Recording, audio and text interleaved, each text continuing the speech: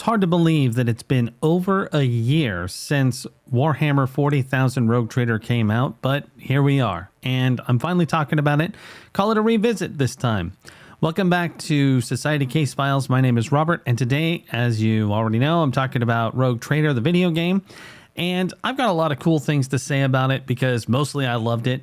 I do think that its proximity to Baldur's Gate 3 probably harmed some of it. I mean, I don't think that it took a big blow because it obviously is doing well. It's got fantastic reviews and there's just tons to do in it. And it is just, quite frankly, an awesome game. That said, Baldur's Gate 3 did just break all kinds of barriers and records. I know people who don't even play that kind of video game who got at least a playthrough in it, which is absolutely nuts. I would say that I got more into Rogue Trader because of Baldur's Gate 3. In other words, playing Baldur's Gate 3 really whetted my appetite for that style of game, and since Rogue Trader is so close, I was already in the mindset to do it, and I was able to dive in and really enjoy it. I hadn't really gotten into one of those types of turn-based RPGs for a long time, mostly because it's kind of cumbersome when you really start thinking about how big they are and just how much there is to do. It feels daunting. And when you know you've got hundreds of hours of gameplay, on one hand, that's awesome because your money is well spent. But on the other, it is such a commitment. And if you take a break, then you might forget some of the threads. And then you're like, well, what was I even doing? Even 2 weeks off can lead you to being like, man, if I didn't take a note or two, then I'm probably going to be a little lost. And so with that in mind, it's one of the reasons that I hadn't played things like Pathfinder Kingmaker or Pillars of Eternity or any of those games, much as I thought they were pretty cool. And I did play some of them at least a little bit, but I couldn't really drive through to the end like I did with Baldur's Gate 3 and as I'm playing Rogue Trader. I think that the folks who made Rogue Trader did a fantastic job. I have very few complaints, and the ones I have are actually more funny than they are genuine complaints. And I'll just get to it right now. It's the friendly fire. Friendly fire in this game is utterly hilarious. It happens so frequently, and sometimes it happens when your character is not even necessarily in the line of fire. My character could be 8 squares to the left, and the guy shooting would have to actually turn and shoot them, and I've had them get shot before.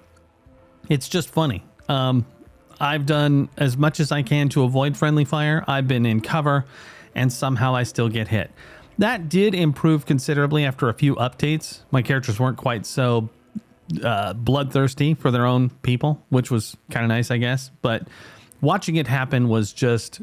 at first it was frustrating, and then it became funny, and then it became kind of a point of ridicule. I've heard that the developers of this game with their other titles have experienced some of this type of thing where there's either friendly fire or just other wonky stuff to their systems that make them a little bit more, I don't know what to call it, maybe cumbersome than another game that thought some of these things through.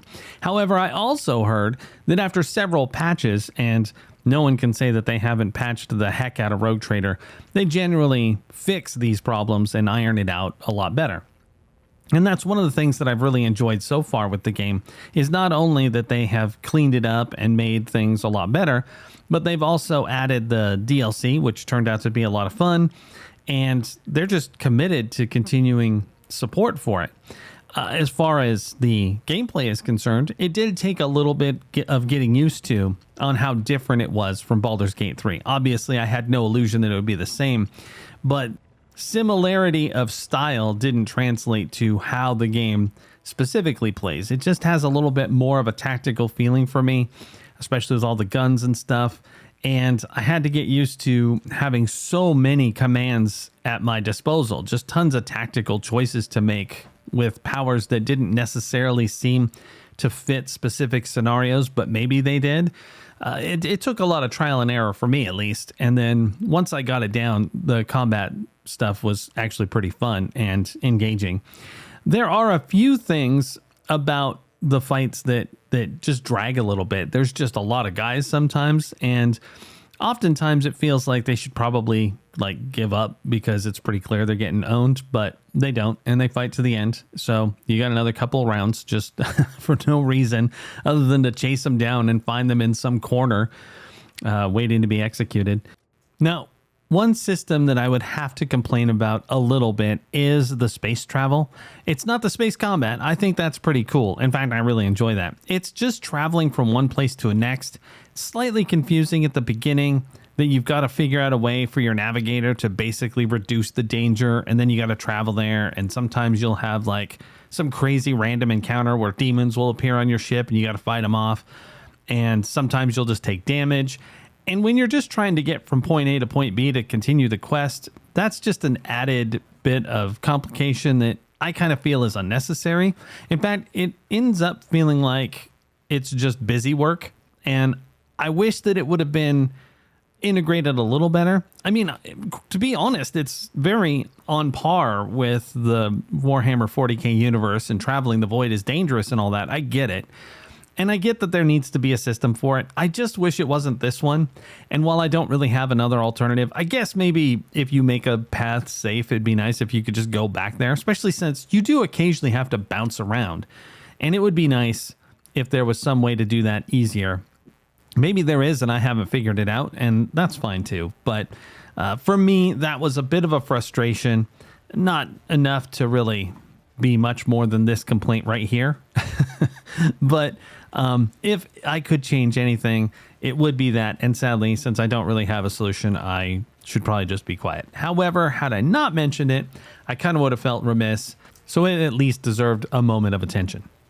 The bottom line on gameplay is that I think it's awesome, and there's not really any reason not to try it specifically for that stuff. One thing they did that really helps is that you can completely respec your main character, which is nice because, quite honestly, if you made a character that isn't working out so well in combat and such, then restarting the game completely after even 10 hours might be daunting, and you don't really necessarily want to replay a prologue or something.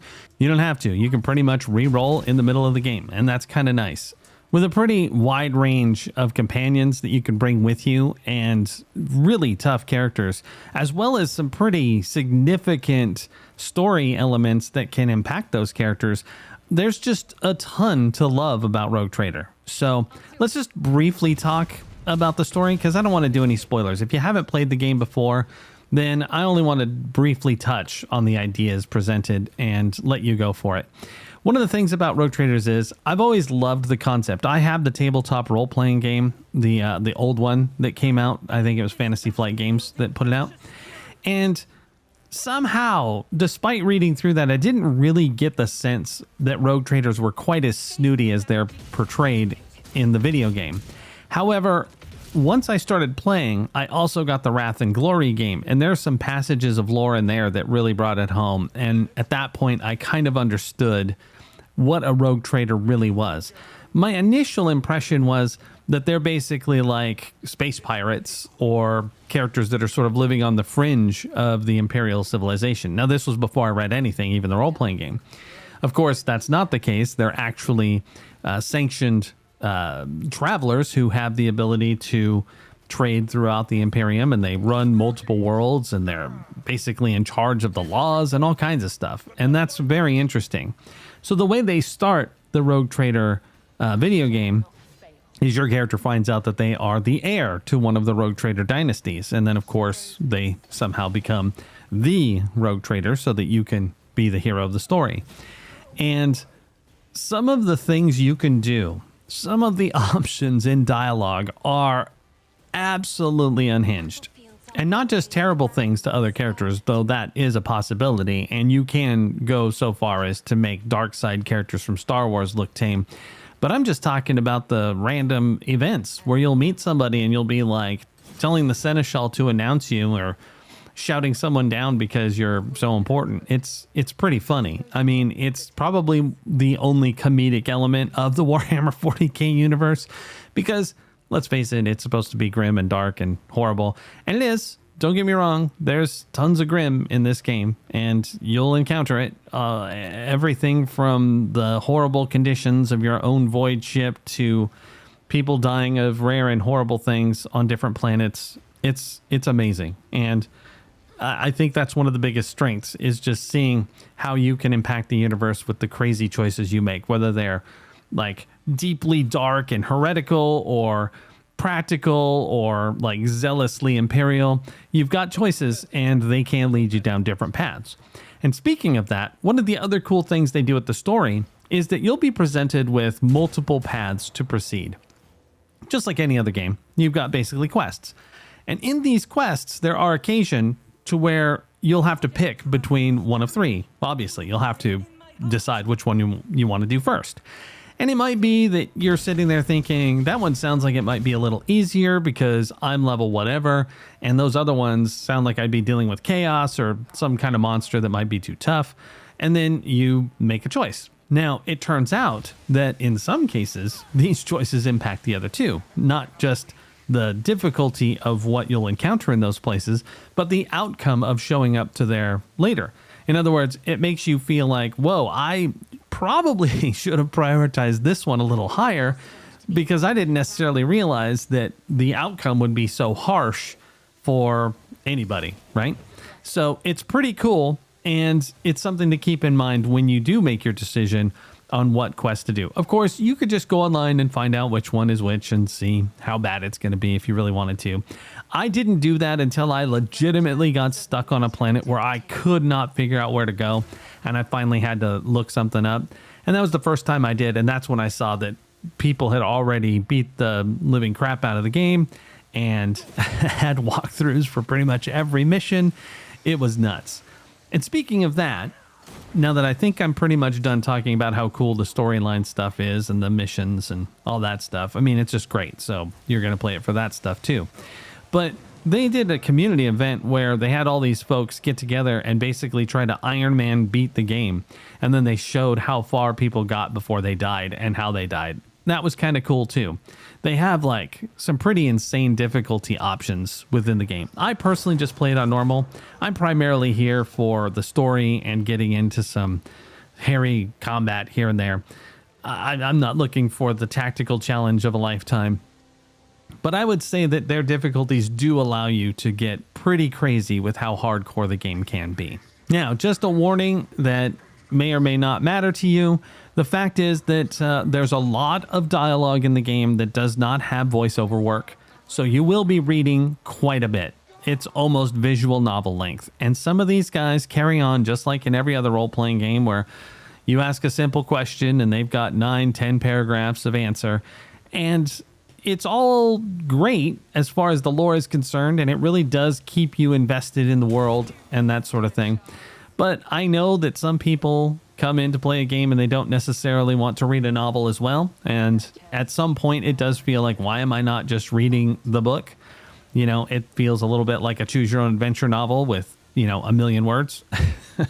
But, you know, it is what it is. Most of these games like this have a lot of dialogue that you're just going to be clicking through and reading what happens. In that dialogue, there are occasions where your character will have to roll and make a check to see if they succeed at either a history check or an intimidation roll, any of that kind of stuff. This does use the system that looks almost exactly like the old role-playing game as far as the stats and stuff are concerned. It's been modified for the video game, but it has the same look and feel, and it pretty much goes through the same ordeal of upgrading, and you get different careers and that sort of thing. So there's a lot of versatility as far as building your characters out. I will say that a few of mine ended up pretty much the same because, well, number one, I'm dumb, and number two, the choices just didn't seem to be of that much value to choose the other direction. And don't forget, you can respec characters when you need to and make them the way you need them to be. So anyway, that's all I've really got to say about Rogue Trader. It's a fantastic game. I highly recommend it. Yes, it did come out in December of 2023, but it is still very valid today and absolutely worth it, especially if you love games like Baldur's Gate 3, Divinity, Pillars of Eternity, any of those kinds of games. I think you'd have an absolute blast with this. What do you think of Rogue Trader? Have you played it? Do you love it? Do you Like Baldur's Gate 3? Are you into this kind of game? Or do you wish that they would have done something else with it? Let me know in the comments below and we'll talk about it. Anyway, this is Robert with Society Case Files signing off.